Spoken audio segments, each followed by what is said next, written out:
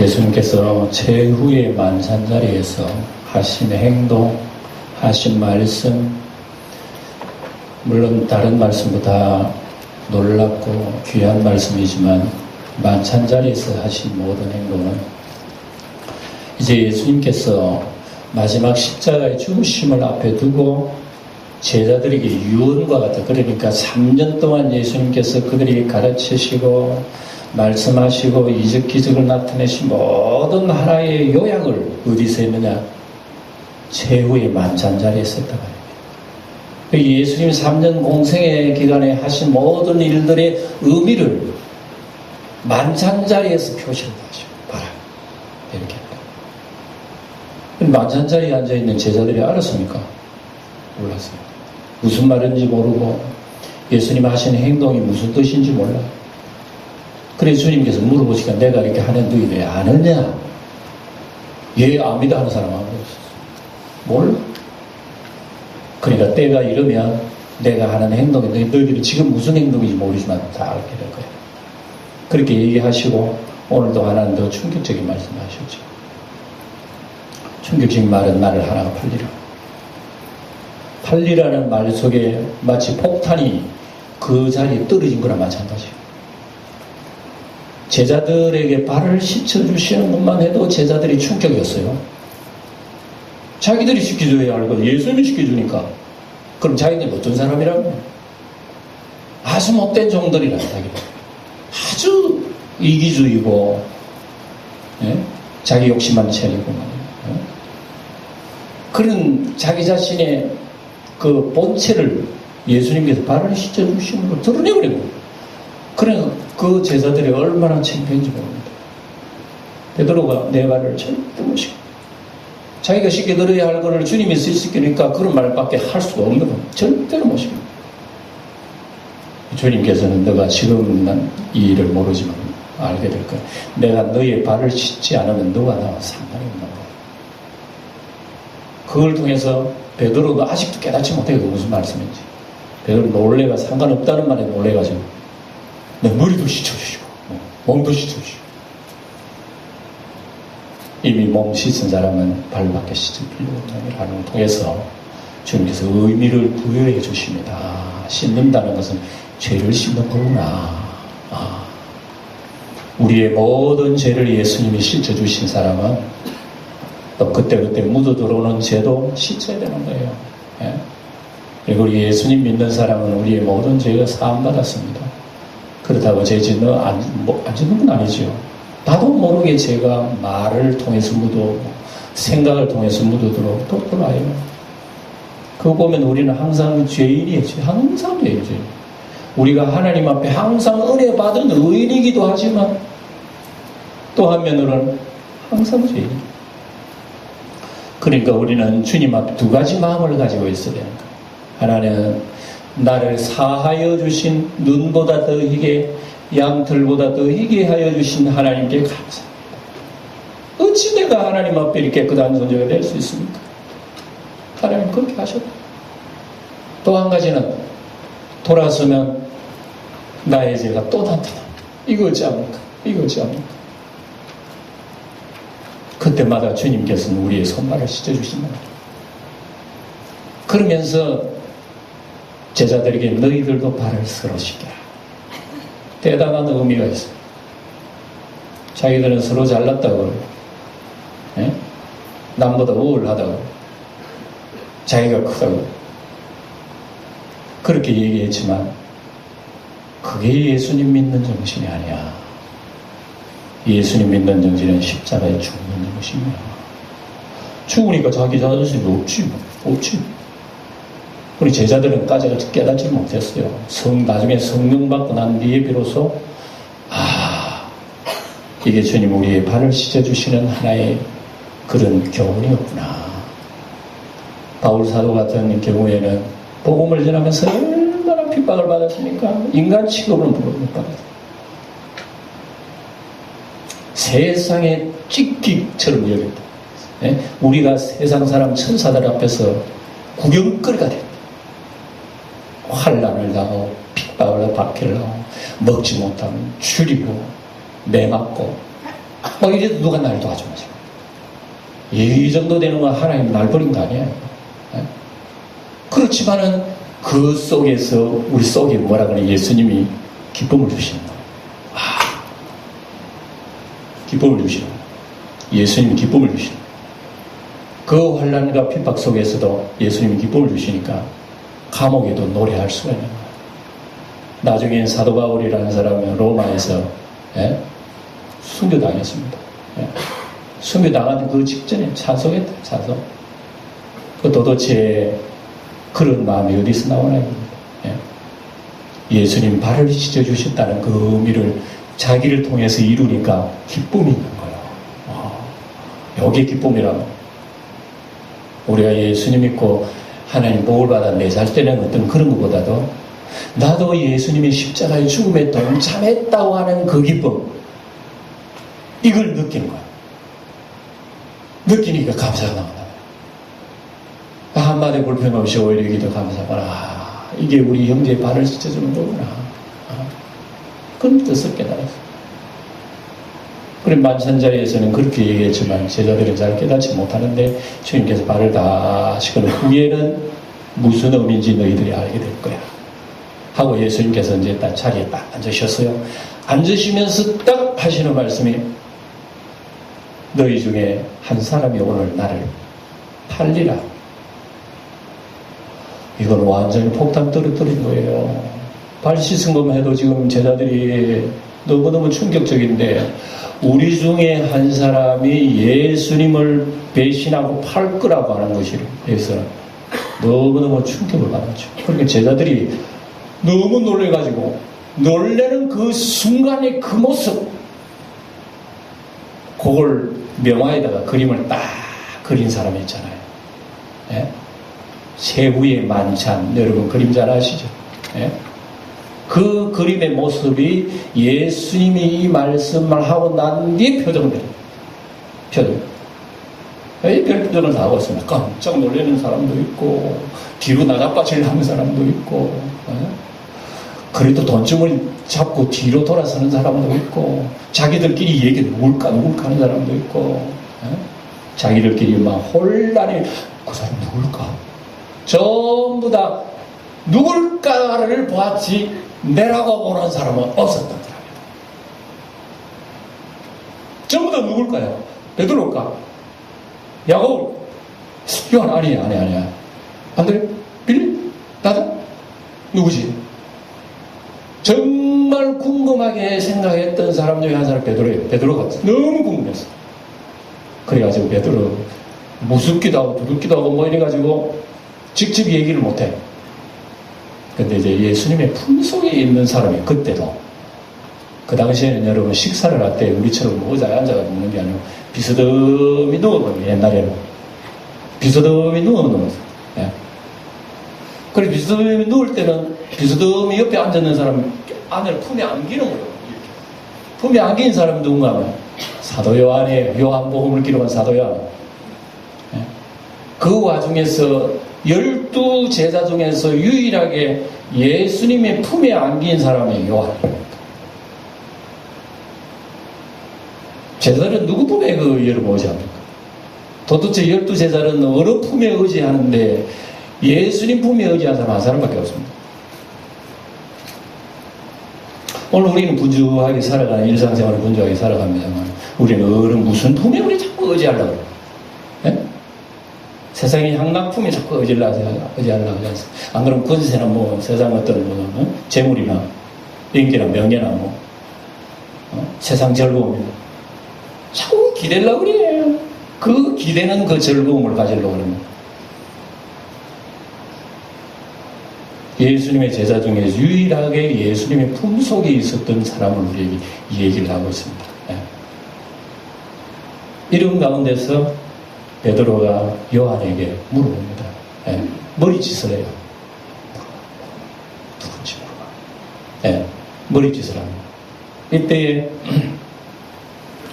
요한이 누굽니까? 그 사람 누굽니까? 그리고 예수님께서 하시는 말씀이, 내가 떡을 적셔다가 주는 그 자가 나를 벌리라. 그리고 난 뒤에 적셔다. 떡을 적셨다는 거 보면 예수님 당시에 떡이 아주 딱딱했다는 겁니다. 푸석푸석하고 딱딱하고 별로 맛도 없어요. 그러니까 여기 포도주 잔에다가 좀 적셔야 그지 입에 들어갈 만한 그런 음식이지. 요즘처럼 뭐 베이커리 빵처럼 그런 게 아니에요. 아주 딱딱한 맛없는 빵이에요. 적셔다가 주시는 거예요. 가룟 유다가 받았습니다. 너 하는 일을 속히 하라 그럽니다. 속히 하라니. 이래가지고 가룟 유다는 예수님을 배신하는 그런 모습을 우리에게 쭉 보여주고 있습니다. 그래서 나를 팔리라고 하는 사람 가룟 유다가 판다고 합니다. 도대체 12제자가 3년 동안 예수님과 더불어 다니며 예수님의 이적 기적을 체험하며 주님을 통해서 큰 유익을 얻고 또 주님의 권능으로 귀신도 쫓아내고 말씀도 전파하고 그렇게 3년 동안 성경 훈련을 받았던 사람이 어째서 하루아침에 예수님 자기 스승을 180도 돌려버리고 내팽개쳐버리고 은 30에 팔아먹었느냐 말입니다. 예? 어떤 사람은 은 300을 예수님 발에 부어드린 사람도 있었는데 그래 예수님을 이용해가지고 고작 은 30을 자기 손에 쥐려고 팔아버렸던 그 사람은 도대체 어떤 사람인가? 가룟 유다로 인해서 예수님이 십자가에 달려 돌아가시긴 해도 사실인즉 가룟 유다 때문에 예수님 돌아가신 건 아니에요. 이미 예수님의 십자가에 죽으시면 저기 앞에 지금 열차가 오는 거나 마찬가지예요. 예. 열차가 왕 와가지고요 사람을 치는 거죠. 저도 이 영광교회 있을 때예요. 사람 치는 거 내 눈으로 직접 봤어요. 저 기차 여러분이 왜 방언벽이 왜 세운지 아시면 그때 이후에 세운 거예요. 깜짝 놀랐어요. 방안이가 아니었는데 할머니가 기차 독에 앉아 있는 거야. 근데 빵 그러니 기차보다 딱 보니까 순간으로 할머니 치우고 날라가 버려. 너무너무 급히가 기차가 났는데 뛰어 올라가 버린 거야. 여러분 표현을 못해요. 이미 기차가 오는 거예요. 이미 죽음의 기차가 오는데 가룟 유다는 가만히 있어도 여러분 그 사고 나요. 예수님 돌아가신다고. 그런데 왜 기차에 올라가가지고 자기가 예수님을 쳐 죽인 사람이 됐는가? 가룟 유다 아니라도 예수님은 이미 말씀에 기록된 대로 본디오 빌라도 고난을 받고 유대인의 배척을 받고 십자가에 돌아가시게 돼가 있어요. 프로그램이 어디서 그렇게 돼가 있어요. 그런데 왜 그 사이에 가룟 유다가 끼어들어가 예수님 배신까지 하지요. 그래가지고 천추의 한을 남기고 그 유다가 그런 그 어두운 인생으로 종말을 마쳤는가? 이건 좀 크게 말하면 하나님의 섭리라고 할 수 있지만 그러나 좁게 인간 개인으로 얘기하면 가룟 유다의 욕망입니다. 욕망. 아니 가룟 유다는 다른 제자들은 다 그래도 주님을 베드로 같은 경우에는 어떤 의미로서는 가룟 유다보다 더 나쁜 놈이에요. 예수님을 그는 저주하면 3번이나 부인한 이런 사람이에요. 그래도 베드로는 그래도 회개하고 자기 잘못을 깨닫고 하나님 없더라고. 이게 얼마나 놀라운 일이에요. 저는 참 요즘 살인 사건 때문에 텔레비전 보면 항상 그 사람이 나타나는데요. 그걸 보면서 정말 살이 떨릴 정도로 와 살인을 해도 저렇게 할 수가 있나? 자기 남편을 살을 삶아가지고 쓰레기 봉지에 넣어가지고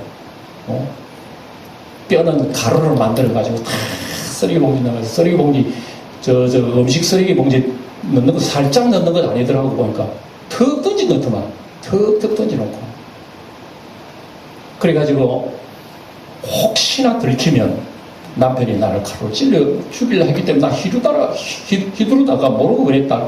그것도 작전병. 자기 몸에다가 상처를 어마어마한 치매라는 이런 일을 해가지고 얼마나 무서운 지금 재판을 받고 있는지 너무 놀랐어요. 아니, 얼굴이라도 좀 흉측하게 생기지만 사람 생긴 대로 오는구나. 그렇게 여러분 참 치부해버리면 그렇게 마음 편한데, 얼굴도 곱상하고 참 잘하게 보이는 그 여인이, 와, 사람이 죄를 짓는 거구나. 도저히, 속으로, 나는 도저히 저런 경우가 때문에 용서할 수 없는 사람. 나 용서합니다. 어떻게 용서해? 그러나 오늘 가룟 유다를 가만히 공부하면서 그 사람 그런 죄 너 가슴 속에도 있는 거야. 웃기지 마. 너도 그런 똑같은 죄를 안 지었지만은 그와 같은 모습이 너 가슴 속에 있다는 걸 모르겠냐? 우리 예수님께서 형제를 살인하고 원수 지는 거, 꼭 살인해 살인이라고 하지 않아요, 예수님은.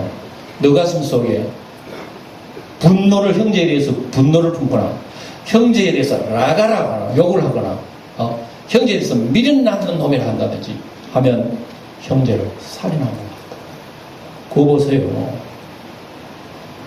그래서 나는 그런 사건을 보면서, 나라면 도저히 용서할 수 없는 일. 그런데 저 인간도 돌이키면 용서하는 하나님의 사랑은 도대체 어떤 나이를 한번 묵상해봤어요. 와, 놀랐어. 하나님의 사랑이 정말 그 살인 죄보다 10배, 100배나 놀라운 거야. 저런 사람도 용서해? 그렇지, 너도 용서했으니까. 이런 걸 보면서 우리 가룟 유다를 생각하게 돼요. 어째서 그렇게 스승을 통해서 은혜를 받고 배웠다면 스승을 그냥 살짝 돌아가면 돼. 자기만 교회 나오기 싫으면 자기는 안 나오면 돼. 그냥 교회를 갖다 팔아먹고 가버린 거야. 그거는 꼭 마찬가지예요. 도대체 가룟 유다가 왜 이랬을까? 그래서 어떤 사람은 돈이 탐이 나가지고 은30이 탐이 나가지고 가룟 유다가 그런 짓을 했다 그래요. 그런데 성경을 자세히 보면 가룟 유다가 은30 그것 때문에 예수님 판 것은 아니에요. 팔다 보니까 은30을 받았을 뿐이지 옛날에 종이값이야. 종 하나 팔아 넘기면 30데나리온 받아요. 그 값이야. 근데 그렇게 받았는데 그것 때문에 그런 것이 아니라 가룟 유다가 예수님을 따를 때에 또 하나의 욕망을 가지고 출발했기 때문에. 그래서 성경에 자세히 적지 않습니다. 적지 않지만 대체적으로 그 당시에 예수님을 뭐라고 생각해요? 왕으로 생각해요. 제자들도. 왕이라고 생각하고, 왕이 뭐냐면, 이 왕이 우리나라를 해방해 주신다 이거지. 우리나라도 뭐 소리 좀 치고 막, 일본 같은 나라만 광 한번 때려버리고 막, 저렇게 광 치는데 길을 한번 죽여버리고, 이런 나라로 한번 살고 싶다고는 어떤 민족주의 투쟁 의식이 있었어요. 가룟 유다에게도. 그런 거 가지고 예수님 따른 거예요. 그래서 예수님 사랑도 배우고 이것도 배우고 저것도 배우는데 예수님이 가면 갈수록 가룟 유다가 생각하는 주님이 아니라 무슨 능력이 크게 나타나는 것도 아니고 말이죠. 나라를 크게 일으키는 것도 아니고 이래가지고 가면 갈수록 가룟 유다가 큰 꿈이 세월이 가면 갈수록 꿈이 줄어들어가요. 점점 줄어들어가요. 예수님 최후의 만찬 자리에서 다 틀렸다. 이제 예수님 자꾸 죽는다 소리 하지. 이제 고난당해 십자가 죽는다 그 소리 하지. 이래가지고는 나중에 내 처신이 큰일 나겠다. 이래가지고 예수님 편 들었다가 그래도 정치하는 사람들은 자기들 알아줄 거 아니에요. 정치하는 다 제사장들인데. 제사장들 전부 다 예수님 죽이라는데 자기가 예수님 제자가 되어 예수님 죽을 때까지 예수님 보호했다가 나중에 제사장들 어떻게 보겠어요? 그러니까 이랬다가는 나중에 나 이 세상에 아무도 정치도 못하고 제사장들의 인기도 없고 이래가지고 요도 내버림 당하고 저도 내버림 당하니까 내가 안 되겠다. 한 가지는 되게 해야 되겠다. 이런 마음이 가진 것인 거예요. 그러니까 이미 꺼지는 덕불이니까 예수님 배신해봐야 그거는 이미 예수님은 가실 일이고 살아있을 때 존경한 사람이 죽고 나면 저 사람 집에 장례도 한다. 그런 의미. 그 예수님 돌아가신다 그러니까 예수님을 이왕 돌아가시고 난 뒤에 돌아오면 안 되잖아요. 돌아가시고 난 뒤에 대적들의 나 너희 편 할게라면 이놈 죽인다. 예수님 돌아가시기 직전에 배신해가 돌아와야 제사장도 너 잘했다, 너 잘했다, 너 우리 편이다. 그리고 유다의 마음속에는 이런 욕망이 있었던 거예요. 욕망. 예수님 따라서 복음을 전해서 세상을 죄에서 구원하겠다고 하는 어떤 제자의 마음이 아니에요. 그게 아니에요. 예수님을 통해서 우리나라 우리 민족이 정치적으로 세상적으로 잘 되는 그걸 원했는데 예수님이 아니라고. 그러니까 여기에 대한 실망, 이것이 가룟유다의 거다. 이 가룟유다는 출발이 잘못됐잖아요.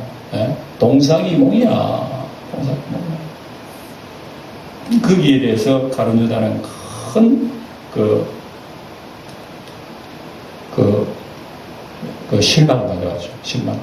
그래서 여러분 우리가 지난 시간에 봤습니다만 자꾸 이런 생각을 하니까 마귀가 유다의 마음속에 예수를 팔아라고 하는 그런 생각을 집어넣어준 거예요.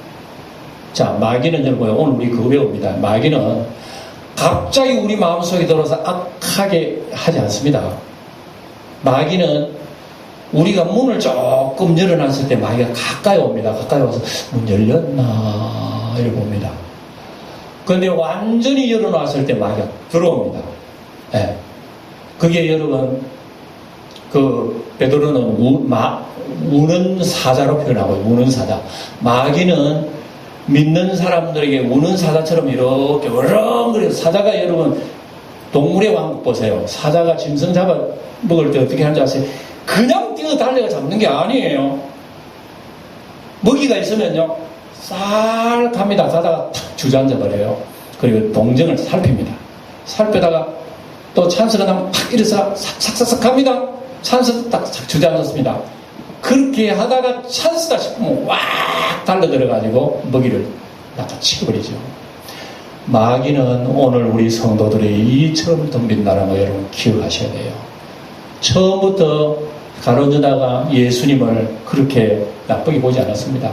가룟유다가 점점 실망의 도가 더 불어나자 마귀는 문이 점점 열려? 그래서 열릴 때에 뭐거든 편지 봉투 하나 던지던 거예요. 무슨 편지 봉투도 예수님 팔아버려라. 그리고 가룟유다가 받아보니까 예수를 팔아버려야 되겠다 이런 생각이 들어요. 그래서 그 생각을 가지고 기회를 보고 어떤 찬스를 보는 거죠. 그리고 안 되겠다 싶으면 드디어 그 마음을 잉태하고 했더니 마음이 활짝 열려버린 거예요. 이때에 예수님께서 마지막 떡을 찍어주시자 사탄이 그 안에 들어갔다. 27절에 보면 여러분 정확하게 나옵니다. 조각을 받은 그 사탄이 그 속에 들어간지라 이에 예수께서 유다에게 이르시되 내가 하는 일을 속히 하라 하시니 그랬습니다. 사탄이 여러분 처음에는 점점 문을 열리는 거 보고 이 마지막에 열렸을 때 아예 사탄이 들어가게 되면 그 뒤부터는 자기 의향대로 되지 않습니다. 악마의 의향대로 악마의. 네. 사람이 여러분 이렇게 변하는 거 살인하는 거 여러분 죽이고 그렇게 하는 거는 사람이 하는 일이 아니에요. 여러분 살인사건을 보면 어휴 저 여자가 저렇게 악한 사실은 그 배후에는 사탄이 있습니다. 사탄이 그 여자가 조금 마음문 열고 있을 때에 벌써 그 영혼을 지배하게 되면요 그 여자는 표정 하나 안 바뀌어요. 남편을 그래 해놓고도 여러분 담담한 얼굴로 경찰서 들어가는 거 보세요. 예. 이것은 가룟유다도 마찬가지입니다. 가룟유다도 가룟유다가 예수님 팔려는 굳게 생각하고 사탄이 들어오니까 예수님 게세마네 동산에서 예수님 만나러 올 때 예수님 볼에다가 입을 맞춘 사람 누구요? 세상에 여러분 그럴 수가 있습니까? 자기 스승을 파는 것만 해도 충격적인데 와가지고 스승님 안녕하시옵니까? 하고 예수님의 볼에다가 입을 맞추는 그 가룟유다는 도대체 표정이 어떨까 여러분 상상해보세요. 가룟유다가 표정에 입을 맞추는 표정이 힘을 하고 입을 맞췄을까요? 가룟유다의 얼굴은 천사 같았어요. 천사 같은 모습을 스승님 하고 그 미소 짓는 그 속에 누가 있습니까? 사탄이 들어있다. 사탄이. 그러면 사탄은 끝으로 판단할 수 없단 말입니다. 아무리 표정이 여러분 이렇게 예쁘고 아름답고 뭐 천사처럼 생겨도 그 속에 악마가 있는 사람이 있고 흉악한 고재고인층이 생긴 사람이라도요, 그 속에 천사가 들어있는 사람, 하나님의 성령이 들어있는 사람이 있단 말입니다. 그래 여러분이 가룟 유다는 예수님을 그렇게 배신한 가룟 유다의 마음속에 악마가 지배하니까 가룟 유다가 정신을 못 차려요. 이거는 자기가 하는 일이 아니라 자기가 하는 일이다. 네. 여러분 술 먹는 사람도 그렇다면요, 술도 처음에는 한 잔, 두 잔 자기 의지로 먹는다 그러면서 나중에 술 취하면 술이 나를 먹는다며? 술이 자기를 먹는데요.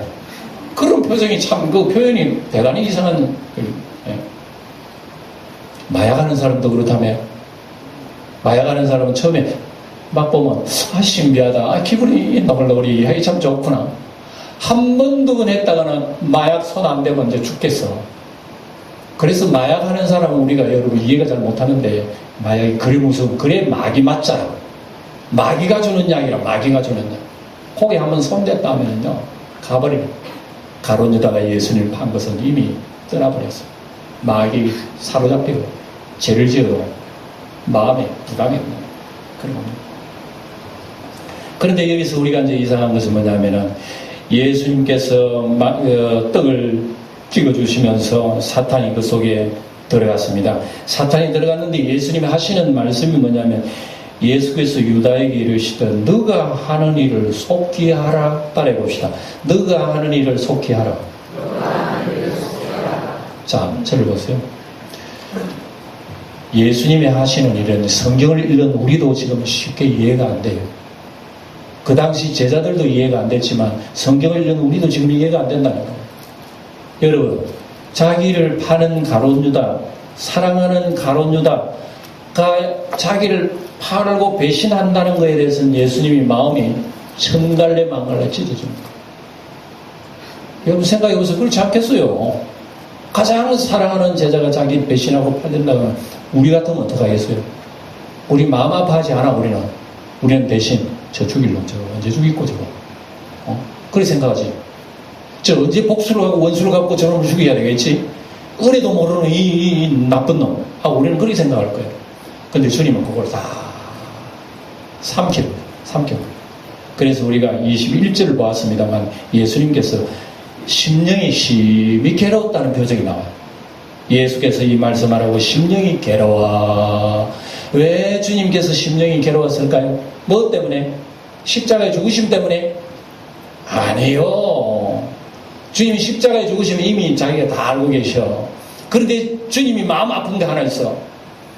그렇게 주님의 사랑을 받고 예수님의 은혜를 받고 따라다니는 제자 중에 한 사람이 자기를 판다고 하는 것에 대해서 예수님은 그 제자의 영혼을 보시고 마음이 아픈 거예요. 내가 저 사람한테 배신당한 것에 대한 어떤 괘씸한 거, 그게 마음이 아픈 게 아니에요. 저 영혼, 불쌍한 영혼을 보니까 마음이 천갈래 망갈래 깨져. 마치 꼭 부모의 마음. 네? 네? 부모가 아무리 자식이 말이죠. 부모를 어렵게 한다 하더라도 그 부모는 자식 잘 되길 바라는. 내가 아무리 어려워도 너 잘 되는 건 내가 원한다. 이게 부모의 마음 아닙니까? 예수님 그런 마음. 그래서 가룟 유다가 자기를 파는 거에 대해서는 예수님 마음이 괴로웠습니다. 괴로웠어요. 하필이면 너냐? 너는 세상에 태어나지 않은 맘 못하구나 하면서 주님께서 한심한 내용들이 아닙니다. 예. 그러면서 주님께서 하시는 말씀이, 유다야 너 하는 일을 속히 하라고 그래요. 그래, 이 말씀을 도대체 제자들이 알아들을 수가 없는 거예요. 예수님이 하시는 말씀 한마디가 이해가 안 되는 거예요, 도대체. 예? 발을 씻으라는 얘기, 너희들은 지금 모를 거라는 얘기, 예? 또 가룟 유다야 너 하는 일을 속히 하라는 얘기. 우리 제자들이 헷갈렸어. 헷갈려가지고 제자들이 가룟 유다가 뭐 돈을 많다 가지고 무슨 가난한 자 구제하라는 소리인지, 안 그러면 내일은 또 명절이니까 또 명절날 무슨 음식을 장만해라는 소리인지 제자들이 몰랐다고 하는 얘기를 기록하고 있습니다. 예, 기록하고 있습니다. 예수님께서 가룟 유다에게 너 하는 일을 속히 하라 하는 것은 무슨 얘기일까요? 이것은 예수님께서 불가항력적인 하나님의 섭리 가운데 가룟 유다를 통해서 내가 배신당하고 십자가 죽는 것은 사람이 하는 게 아니야. 사실은 누가 하는 거야? 하나님의 계획 속에 있는 것 중에서 들어간 거라고 합니다. 그러니까 그 일을 속히 이루라. 원수들은 여러분 예수님의 십자가를 죽이려고 그러고 예수님을 방해하려고 그러고 가룟 유다가 은 30을 통해서 예수님을 팔아보려고 했지만 악한 모든 행실을 통해서 하나님은 하나님의 일이 그렇게 실패하지 않는다. 다시 말해서 이런 얘기입니다. 어떤 사람은 가룟 유다 때문에 예수님이 십자가에 달려 돌아가셨잖아요. 그러면 십자가에 돌아가신 예수님 때문에 우리 구원받았잖아요. 그러면 가룟 유다가 큰 공로를 세웠어요. 맞죠? 가룟 유다가 큰 공로를 세운 줄 믿습니다. 야, 끝까지 고집 피우는 거 보니까 우리 성도들은 아는 건 알고 있구만. 가룟 유다가 공로 세웠습니까?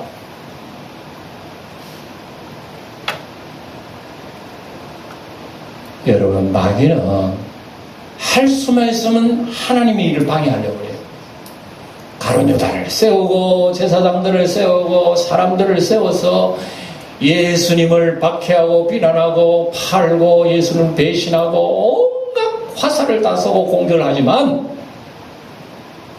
근데 하나님은 희한하게도 그런 모든 반대와 그런 박해와 공격을 통해서 하나님께서 뒤집기 한 판으로 이겨버려요. 하나님이 뒤집기 한 판이 있다고 해서 그러면 가룟 유다가 공로라 할 수 있겠어요? 사람이 하나님을 악하게 공격해도요, 악한 그것을 하나님께서는 돌려놔가지고 선을 만들어 버리시는 것이 하나님의 능력이란 말입니다. 믿습니까? 이게 어떻게 여러분 가룟 유다의 공로라 할 수 있습니까?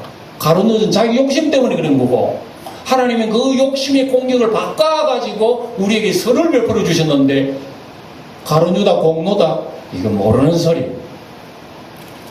그래서 세상의 모든 사람들이 하나님을 다 반역하고 악하게 해도요, 하나님은 그걸 다 뒤집게 해버려요. 우리가 시편의 새벽마다 공부합니다. 그 시편 속에 보면은 다윗이 얼마나 악한 사람들의 공격을 많이 받았는지. 근데 그 공격을 통해서 하나님은 꼭 바꿔버려가지고 다윗에게 큰 승리를 주신 내용들이 기록이 되어 있어요. 이것이 예수님의 십자가의 사건이라고. 예수님이 수많은 원수들에게 공격을 안 받아도 예수님은 인류를 위해서 속죄하게 되어 있어요. 그 인류의 그런 죄들이 여러분 공로를 할 수 있는 거죠. 예수님께서 가룟 유다에게 바로 그런 너 하는 일을 속죄하라는 얘기는 예수님께서 그 모든 것을 순종하고 받아들이겠다는 그 얘기입니다. 예수님은 십자가를 그대로 받아들이겠다는 얘기예요. 제자들은 여러분 28절에 못 알아들어요. 이 말씀을 무슨 뜻으로 하셨는지 그 아는 자 중에 아는 자가 없고 29절에 보면 어떤 이들은 유다가 돈계를 맡았으므로 명절에 우리가 쓸 물건을 사라 하는지 혹은 가난한 자들에게 무엇을 주라 하시는지 그렇게 생각했단 말입니다. 30절의 소리 내려봅시다. 시작. 유다가 그 조각을 받고 곧 나가니 밤이 이르라. 성경에요, 신구약 66권 중에서 저는 가장 불행하고 슬픈 구절을 하나 뽑아내라면 오늘 읽은 30절 이게 가장 불행하고 가장 마음 아픈 구절이에요. 성경 전체 중에서 유다가 그 조각을 받고 곧 나가니 밤이 이르라.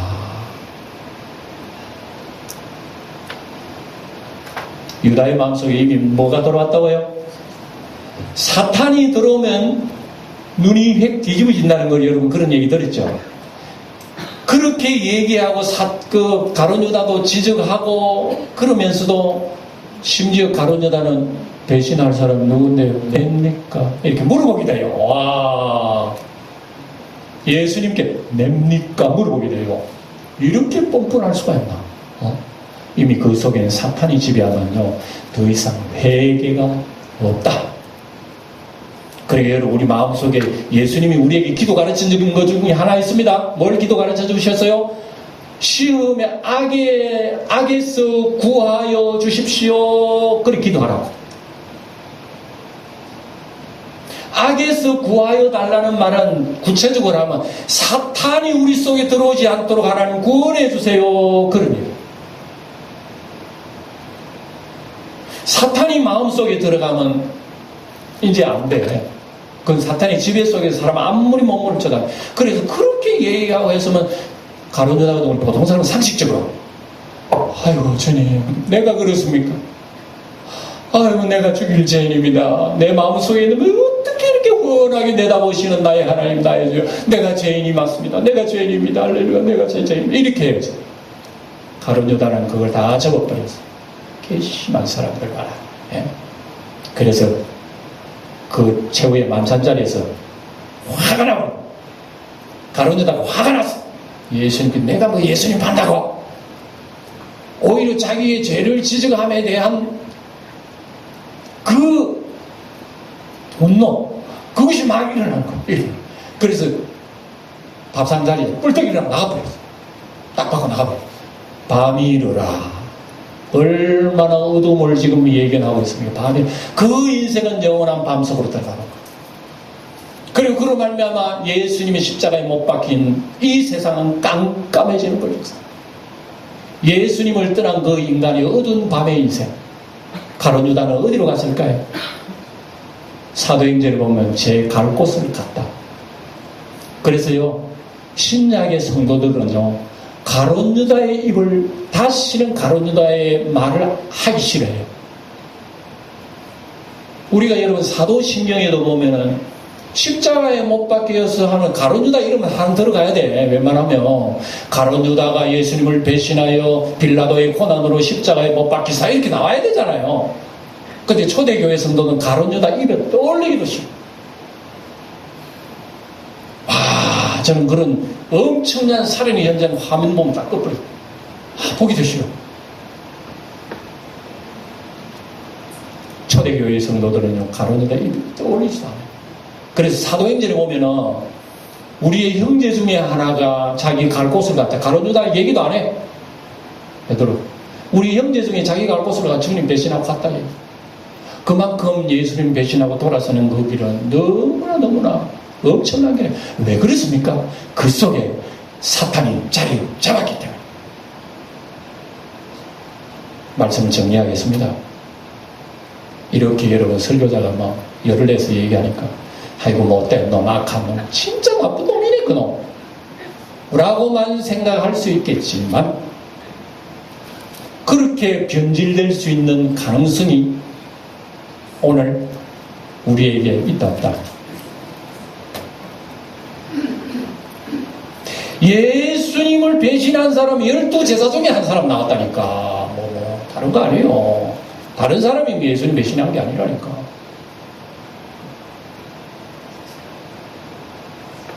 그러니까 어떤 사람들은 그래요. 교회 안에 12분의 1도 가르쳐 다녔다. 꼭 맞는 말은 아니지만 의미가 있는 말. 내가 처음부터 예수 믿어 예수님 배신하고 팔려고 예수 믿은 사람 어디 있어? 예수 믿다가 보니까 자꾸 마음이 변질되는 거야. 변질되다 보니까 나도 예수 파는 줄도 몰라. 그러면서 내 얼굴도 뻔뻔해지는 거야. 얼마나 무서운 타락 어두움의 길로 가버린 거야. 저는 우리 영광교회 성도들 꼭 얘기하고 싶은 말씀, 꼭 이런 얘기. 저한테도 같은 말이야. 네 목사라고 안심하지 마라. 목사 보면 천당길 따는 줄 알아? 어떤 사람 저 천당 갔다 오니까 목사가 많이 있더라는 얘기야. 큰일 났어. 나도 지옥 가서 큰일 났어. 예배당 오래 다녔다고 너 천당 간다고? 뭐 직분자라고 천당 간다고? 더 무서워.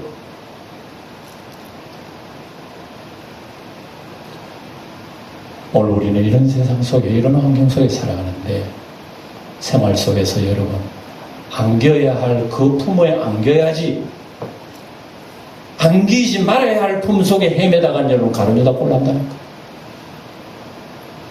어느 품에 도대체 우리는 안기려고 그렇게 오래 했습니다. 어느 품에 그렇게 포근하고 좋습니까? 예수님 품식이었어요. 예수님. 우리가 주님, 정말 주님의 품속이 이렇게 아름답고 좋은 것이라는 것을 우리가 깨달을 수 있도록 주님께 기도하고 하나님 의지해야 됩니다. 왜 우리를 죽이려는 마귀 품은 달콤해하고 마귀 품은 달콤하고 좋고 죽는 줄 알아요. 이것을 우리는 기억하면서 하나가 나를 팔리라는 말씀은 결코 남의 말이 아니다.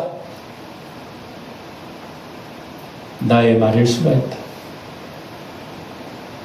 기도하겠습니다. 하나님